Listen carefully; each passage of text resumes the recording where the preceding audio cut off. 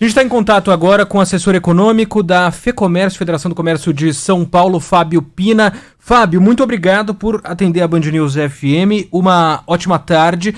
E eu pergunto já, primeiro, como é que essa fase emergencial é avaliada pela FEComércio e que novos impactos a gente pode estar falando? Bom, boa tarde a todos. É claro que ela traz mais restrições, traz mais problemas para o comércio, para toda a economia. Mais perdas, né, mais dias de tensão.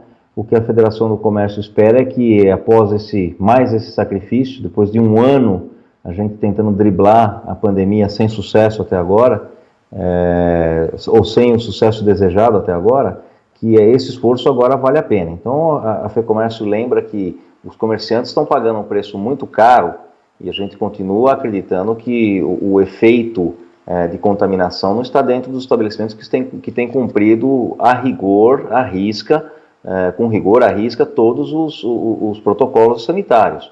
Agora, você ver o comerciante sofrer essa restrição nesse momento e, ao mesmo tempo, se a fiscalização não coibir o que a gente considera o maior foco de contaminação, que são as festas, os negócios clandestinos, que tem que ser combatido sempre e ainda mais agora, e será uma terrível injustiça. Mas a gente espera que após 15 dias, finalmente esse seja o último período que a gente vê aumento de restrições, e que de lá para frente, com a colaboração da população, é verdade, a população tem que colaborar, né?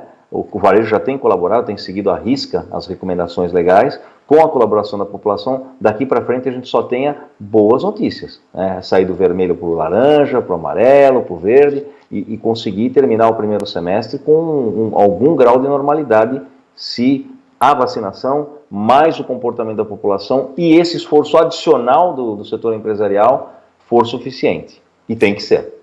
E eu queria perguntar exatamente sobre essas conversas com os governos, seja ele o governo estadual, sejam os governos municipais, porque o impacto existe, a gente tem repercutido bastante isso aqui ao longo dos últimos meses, eu falo de ano, mas aí a gente vai falando ainda mais dos últimos meses, intensificando nas últimas semanas.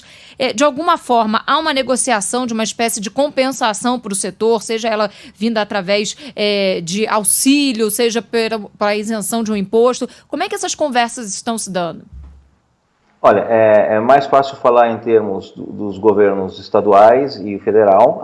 Os pedidos, os pleitos são mais comuns, né? Você tem, em nível federal, suspensão de folha de pagamento, o Pronamp, né, que é mais crédito para os empresários que não vão ter condições de pagar agora, mesmo tem que elevar a carência, como foi atendido na realidade, e o próprio auxílio emergencial, para aquelas pessoas que estão ainda em condições de vulnerabilidade. E a suspensão de folha, ela também requer um auxílio para aquelas pessoas que estarão com o seu contrato suspenso, parcial ou integralmente. Então, esses são os pedidos e as conversas com o governo federal. Com o governo estadual, o pleito de que tem que se parcelar o ICMS, não pode haver aumento do ICMS neste momento, quer dizer, nenhum imposto pode ser criado ou aumentado nesse momento. As empresas não aguentam o dia a dia com mais impostos, me parece absolutamente inviável. Localmente, cada município, fica muito difícil a gente falar, porque só em São Paulo tem 645 municípios, né? Então cada um tem suas restrições, mas ao longo da pandemia muitas coisas foram feitas. Não é o caso nesse momento, mas quando podia o take-out, se criou um negócio em São Paulo que é muito interessante, mais no interior, que até é chamado do drive-thru caipira. Você parava com o carro, descia. Então, eu acho que dá até para organizar melhor isso numa retomada, para que as pessoas circulem menos a pé, por exemplo, e que as lojas possam abrir mais rapidamente, ainda que não sejam essenciais.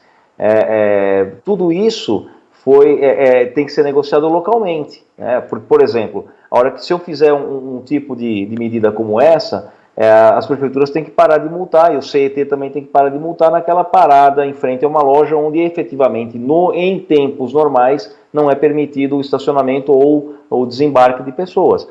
Então, localmente é mais difícil falar quais são as medidas, mas são adotadas sim pelos sindicatos da Federação do Comércio que estão em cada local, né? Eles sabem as dores dos seus comerciantes, e em termos mais gerais a Federação está muito atenta em conversa constante. Inclusive, algumas coisas foram feitas. No estado de São Paulo, por exemplo, há alguns meses a gente conseguiu convencer que a abertura dos supermercados tinha que ser dos estabelecimentos, desculpe, tinha que ser por um período mais longo, não 8 horas, sim 10 ou 12 horas para evitar aglomeração naquele momento. Isso foi aquecido, estamos em outras tratativas do ICMS. A gente tem um diálogo aberto, está aqui para ajudar também todos os níveis de governo e para defender o setor empresarial de forma que a gente tenha um tecido empresarial minimamente preservado após a pandemia. A gente entende também que a pandemia é gravíssima, né? Infelizmente chegamos nesse ponto. E, novamente, espero que esses 15 dias sejam de um esforço que não seja em vão. Queria agradecer Fábio Pina, da FEComércio de São Paulo. Fábio, muito obrigado mais uma vez. A gente também torce para que em 15 dias a gente não tenha que voltar de fase e pela vacina sempre. Fábio, muito obrigado e até uma próxima. Disponha, obrigado a todos, boa tarde.